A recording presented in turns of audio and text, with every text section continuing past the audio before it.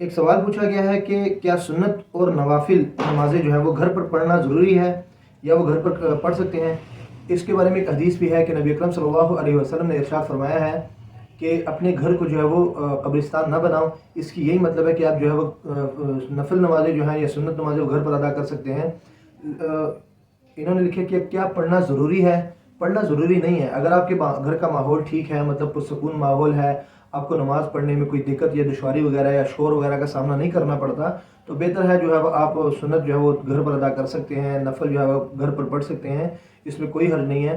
لیکن آج کل جو گھر ہوتے ہیں، ہمارے گھر ہیں جس میں بچے شور وغیرہ کرتے ہیں، کوئی سیپریٹ روم نہیں ہے نماز کے لیے، مطلب شور ہے، میوزک وغیرہ اور ٹی وی وغیرہ یہ سب کچھ چل رہا ہوتا ہے، تو آپ بہتر یہی ہے کہ آپ مسجد میں ہی جو ہے وہ اپنی سنتیں جو ہے وہ ادا کر کے واپس گھر آئیں، وہ آپ کے لیے بہتر ہے۔ اگر آپ کے گھر کا ماحول پرسکون ہے تو آپ جو ہے وہ پھر گھر پر ادا کر لیں، اس میں کوئی حرج نہیں ہے۔